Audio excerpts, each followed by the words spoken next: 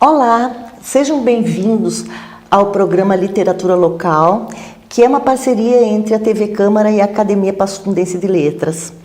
Hoje eu trago uma novidade pela qual estou entusiasmadíssima, que é uma novidade que eu trago para vocês.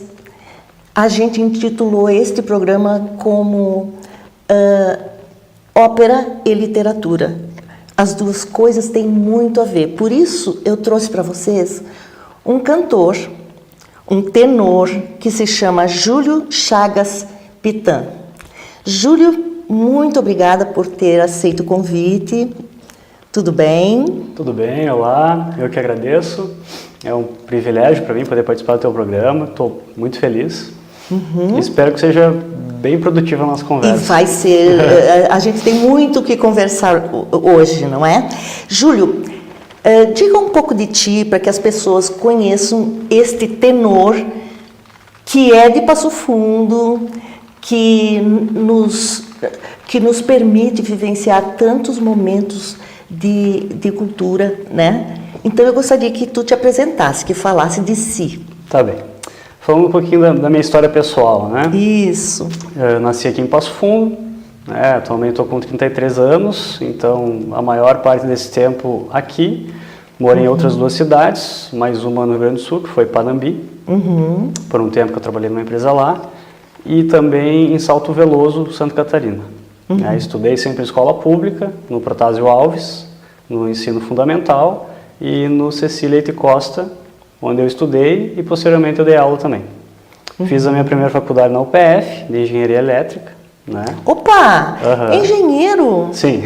Olha só. Tem muitos engenheiros músicos, inclusive, né? Sim. São áreas que, quando eu falo assim, eu fiz engenharia elétrica, agora eu faço música, tem umas pessoas que dizem, mas é muito diferente, né? Eu digo, não, pelo contrário, tem muita semelhança, né? Porque matemática e física estão nas duas áreas. Sim. E matemática, música é matemática, não é verdade? Sim. Um filho meu tinha dificuldade com matemática quando ele era pequeno. Ele foi estudar guitarra, pronto. Resolveu. Abriu. Conta mais. Só que eu costumo dizer que a música, além da matemática e da física, a gente acrescenta o sentimento, né? Que a gente tem que colocar a emoção, né? Na interpretação, principalmente um cantor, que é o meu caso, né? Em ópera, então, nem se fala, né? Tem que interpretar como um ator, a gente tem que ser ator também, tem que atuar. Então, lá na escola, no ensino fundamental, não cheguei a ter banda, mas no ensino médio, aí comecei a deixar o cabelo crescer, aquela coisa. Roqueiro! Rebeldia, que maravilha! Metaleiro, eu diria. Tive uma banda de pop rock. Aí... Na linguagem de surdo-mudo, isso significa eu te amo. Eu sei que meus filhos fazem um gesto para o metal. Heavy metal, só tira um dedinho, né? Tá certo. Diga. Aí eu tinha a banda lá na escola, a banda Síndrome, até queria mandar um abraço para os meus antigos colegas de banda. Tem um até que trabalha aqui na Câmara. Olha só. Foi muito legal aquele tempo, né? A diretora da escola levou a gente para Porto Alegre uma vez para fazer uma apresentação. Aí a gente chegou lá, assim, de ônibus, né? Aquela excursão da escola, né? Umas 2, 3 bandas, se eu não me engano. Era o dia de Iemanjá, se eu não me engano, também. Olha que legal. Aí tinha outras comemorações lá no Guaíba. Só que a gente chegou super cedo. E a nossa apresentação era no início da tarde. Apresentamos para ninguém, praticamente. Aí, fim da tarde, lá por umas 6 horas, o sol se pondo, né? Aquela coisa bonita, a paisagem, encheu de gente, assim. A gente fez o quê? Pegou um violão, foi lá para cima, lá no gasômetro, lá, e ficou tocando, assim, cantando. Legal. Apreciando, assim. Então, tu é apaixonado por música desde sempre? Com certeza, sempre. Eu costumo dizer, assim, que eu sou muito mais músico do que qualquer coisa, né? Sempre foi. A questão de demorar para fazer a faculdade de música foi por escolhas da vida, né? Eu estava entre educação física, porque eu corria, né? Engenharia elétrica, porque eu fazia curso técnico de eletrônica no CECI. Sim, né? Escola sim, é da época. E música, eu tinha banda, então eu estava suprido de música e de esporte naquela época, resolvi fazer engenharia elétrica. Sim, uma área que eu gosto também, atuo, né? Mas a música está em primeiro lugar. E aí, como é que tu foi pro canto? Pro canto. Eu, com essas bandas, né, eu comecei como guitarrista, aí em um determinado momento o vocalista de uma delas foi embora, e a gente fez seleção para ver se achava um vocalista, né? Tinha umas pessoas boas, mas que não ficaram, não quiseram fazer parte da banda. Outras pessoas que não davam conta do repertório, e eu tive que acabar assumindo o vocal, né? Era uma banda de heavy metal. E aí tu descobriu que cantava. Na verdade, eu já cantarolava, fazia backing vocal, né? Sim, mas sim. como vocal principal, foi ali que eu comecei. E esta formação clássica que tu tem, assim, pro canto lírico, Sim. surgiu dentro da faculdade? Foi, ou depois? Foi a partir... Tem a ver com a faculdade, na primeira faculdade que eu fiz, de engenharia, que eu entrei no coral comunitário da Universidade de Passo Fundo, né? O coral PF. Ai, é lindo! Sim, por 2003, se eu não me engano, lá no início, né, do meu curso de engenharia. Aí eu fiz o teste para ver que tipo de voz eu tinha, né? O Fernando Montini, o maestro, Sim. Ele falou assim, a princípio, pelo que eu testei aqui, você pode ser barítono, então, que é a voz média masculina. Sim. Então você pode cantar ou no naipe do baixo, que é a voz grave masculina, ou no naipe do tenor, você escolhe, né? Que é a voz aguda masculina. E eu escolhi cantar no naipe de tenor, que é a voz aguda masculina, onde eu sentia que ficava mais confortável. E a partir dali eu comecei a ter mais esse contato assim com o canto de coral, né? Ia a festivais com coral. E tinha uma outra colega do coral que dizia assim, Júlio, tu tem um baita potencial, por que tu não faz aula de canto, né? Canto lírico, né? Vai cantar ópera. E anos atrás eu não me interessava por ópera, eu achava assim que era um bando de gente gritando lá no teatro e não me atraía, sabe? Porque tem algumas características, né, em determinados momentos. Porque o drama, Exato. É drama, não é? Sim, sim, sim. Por isso essa impressão. Aí, notas agudas e sustentadas, então, que hoje em dia eu acho lindo, né, e quero fazer isso. Mas na época não. Aí o tempo passou um pouco, né, eu continuei no coral, né, cheguei a me formar na engenharia elétrica, e ali por 2013 foi o primeiro festival que eu fui em Curitiba, como uma colega do coro me convidou, fomos eu, ela, a mãe dela, e hoje em dia ela é minha professora na faculdade de canto, né, de música. Nós fomos lá e nos inscrevemos na oficina de ópera e estúdio, só que, porque a gente queria conhecer a ópera e tal, mas a gente viu que isso era para quem já era formado em música, ou já tinha uma bagagem, um conhecimento, né, Porque tem que ter, não é? Tem que ter. Aí a professora sugeriu, como vocês são muito crus ainda, muito verdes, vocês deveriam fazer aula de técnica vocal primeiro. Então a gente mudou a inscrição lá e foi para o curso de canto e técnica vocal. A gente fez aula com a Denise Sartori e o Rio Novello. O Rio Novello é um baita de um barítono italiano, né? Ele era casado com a Neide Thomas, uma soprano brasileira, fantástica, professora de muita gente aqui no Brasil. E assistimos a montagem do Ópera Estúdio lá como plateia e fizemos nossas aulas de canto.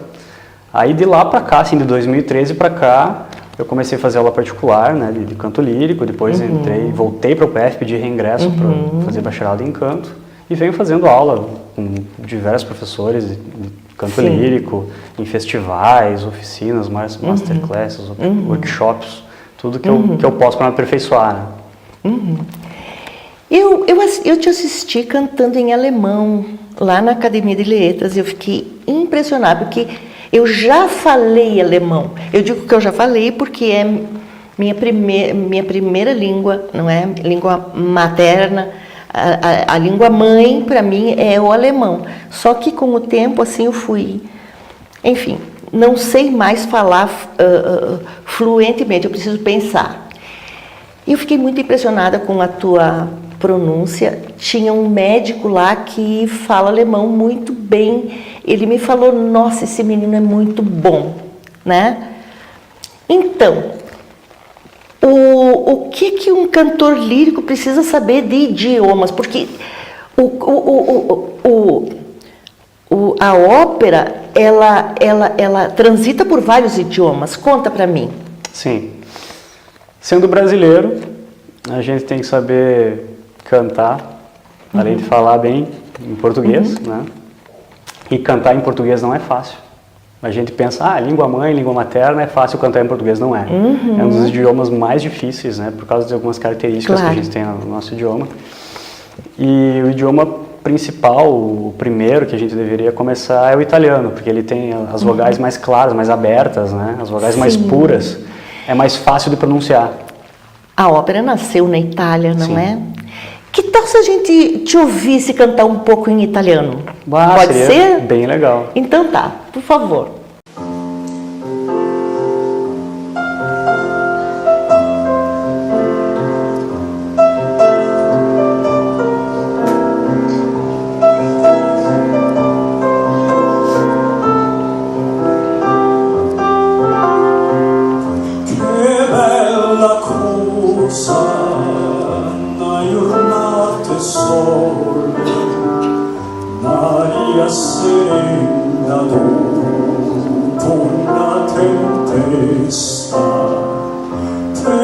L'aria fresca fare già una festa, che bella cosa una giornata sole,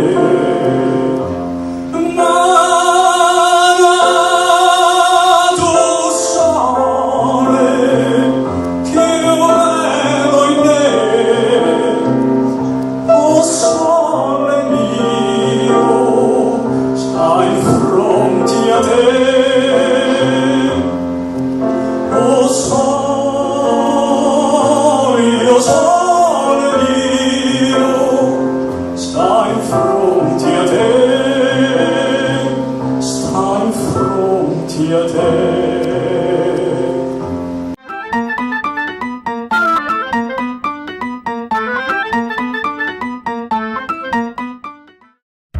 A Câmara de Vereadores está com você. Está com a Verônica na consulta médica. Vai junto com o Cauã para a escola. Acompanhe o seu Arcério e a Dona Conceição durante o lazer. É pelo seu bem-estar que a Câmara trabalha. E é com a sua presença que vamos fazer mais pela nossa cidade. Vem participar, vem transformar, vem acontecer. Câmara de Vereadores de Passo Fundo. Transformando a vida de todos nós.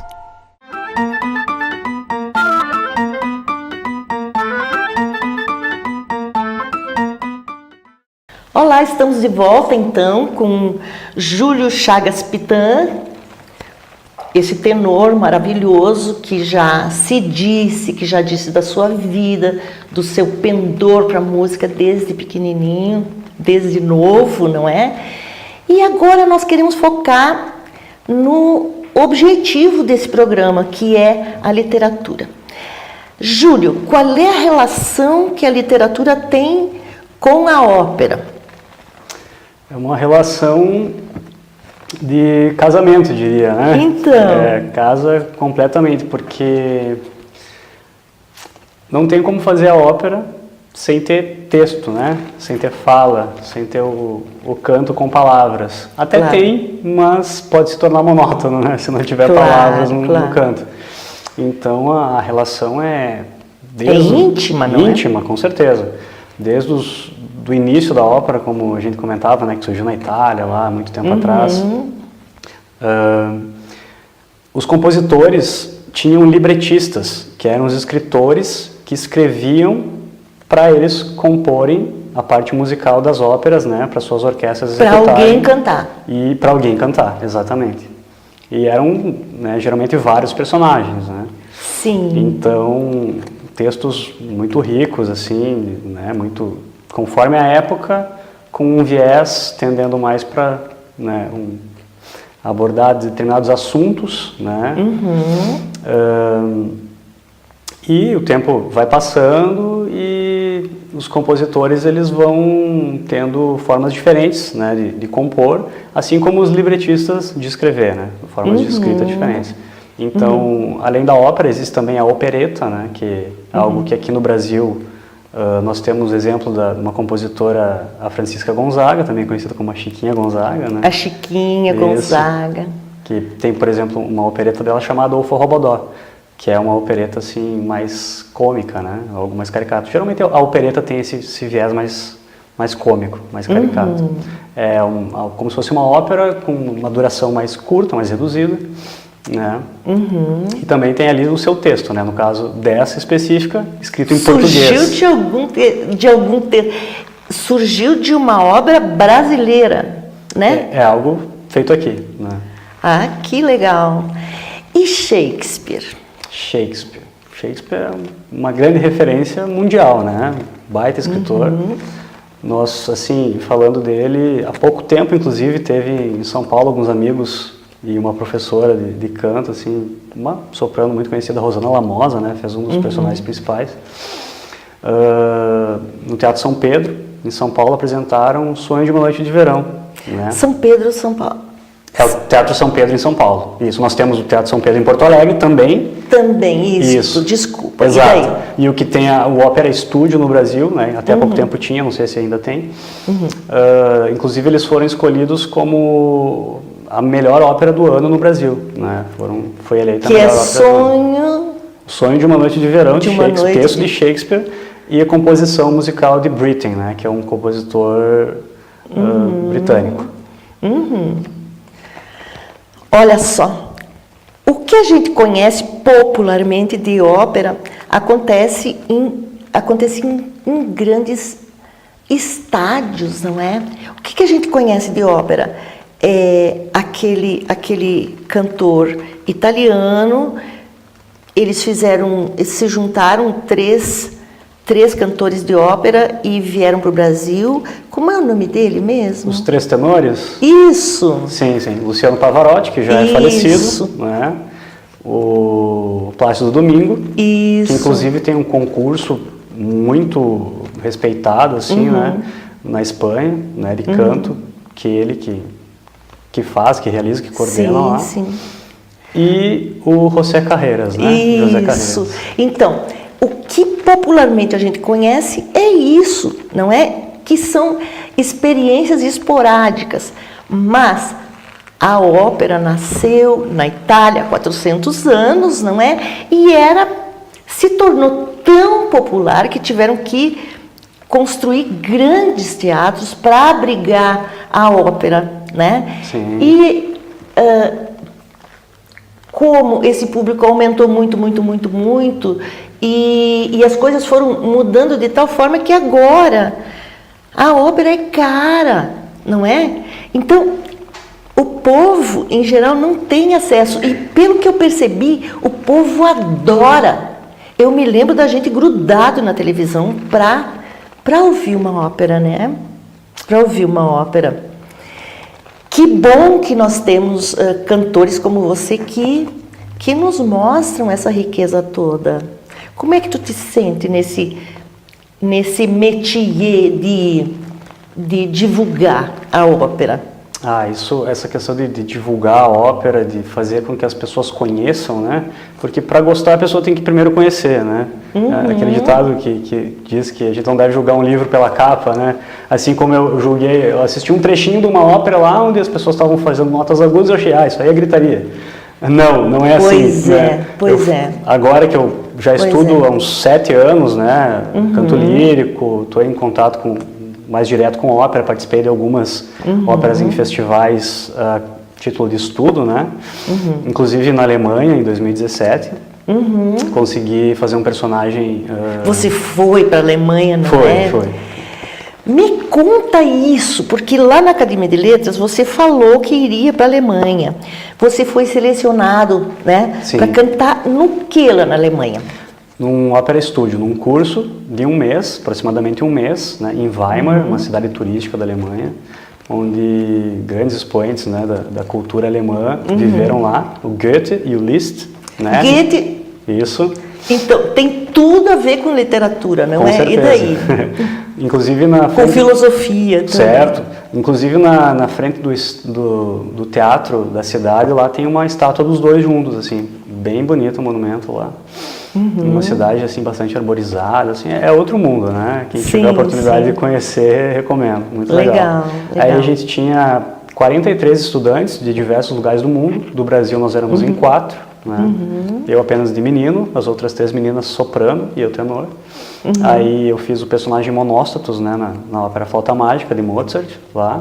Apresentamos... Flauta Mágica. Sim, a Flauta Mágica. Que lindo, Muito lindo. Que lindo. Sim. Apresentamos em várias cidades lá da região de Weimar, né? Inclusive numa igreja luterana lá, em Apolda, muito legal, foi a primeira vez que eu fiz esse personagem. Nós fizemos concertos com orquestra lá, com pianista também. Então foi uma experiência maravilhosa, muito rica, assim. Só imagino o que represente para ti isso hoje, não é? Você falou em igreja luterana, a música sacra é eminentemente música erudita, não é? Sim, sim. Inclusive, o que você conhece? Tinha compositores que eles se dedicavam, a carreira deles era dedicada a compor músicas para serem executadas nas igrejas, né? Sacra, né? Música sacra, exato. Por exemplo, Bach, né? Tem várias composições assim nesse sentido. Inclusive tem um festival lá na Alemanha também, nessa mesma cidade, que é exclusivamente desse compositor, onde são selecionados jovens cantores de todos os lugares do mundo. Inclusive, alguns colegas meus já participaram do coral lá nesse festival. Muito legal. Na tua formação não basta ter voz. Na tua profissão, no teu trabalho, na tua performance, não basta ter voz, tem que ter um grande embasamento, que é múltiplo, é ou não é verdade? O que precisa para ser você, hoje? Para ser eu, só eu mesmo, né? Tendo nascido dos meus pais. Agora, para ser uma pessoa que atua com ópera, com canto lírico, principalmente a ópera, né? A pessoa precisa se interessar em aprender a atuar, né? Que a gente trabalha. Claro, porque é uma performance. Sim, tu tá lá com o corpo, com a voz, com teus gestos, né? Com a tua emoção, não é verdade? É verdade. Tem que atuar, né? Tem que buscar se aperfeiçoar nisso, né? Porque pode ser o contrário do que muita gente pensa, não é um cantor-ator. É, em primeiro lugar, um ator que canta. Inclusive, as primeiras óperas foram compostas com certeza, foram compostas para atores cantarem, né? Então, por exemplo, a Flauta Mágica que a gente estava conversando, Mozart, ele compôs lá sabendo quem que ia estar no elenco e o alcance vocal que cada um tinha, as características vocais para aquela pessoa cantar. E todas as pessoas que vêm depois para cantar essa ópera, elas precisam estudar com base nisso, né, para chegar no que aquelas pessoas faziam, entende? Então é muito mais um trabalho de ator do que cantor. Claro, tem que cantar, tem que fazer aula de técnica vocal. Inclusive, eu atuo como professor de canto lírico. Né? Posso deixar os meus contatos, inclusive, para quem tiver interesse em fazer aula. Atuo aqui em Passo Fundo, Erechim e Chapecó atualmente, dando aula de canto lírico. Ótimo. Muito legal. Bom, aí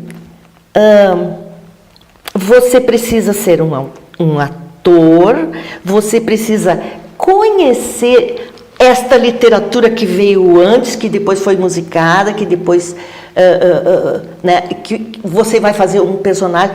E para você conseguir a emoção necessária, você precisa ter estudado aquele texto, você precisa ter todo um embasamento. Com certeza, o texto é importantíssimo, né? Saber o idioma da ópera que você vai cantar, né? Ou da música que você vai apresentar. Estudar bem o texto, né? Ler, se for em outro idioma, saber o significado de cada palavra, né? Os nossos professores cobram muito isso, né? Sim, porque não basta você decorar um texto em alemão porque você precisa sentir, não é? Inclusive, eles recomendam a gente traduzir o texto para português, recitar, declamar como se fosse uma poesia, o texto em português ou no idioma da pessoa, se for de outro país.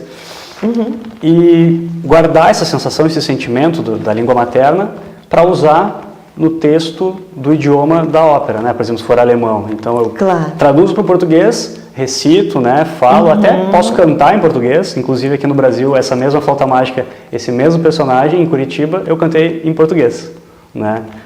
Em janeiro do fevereiro.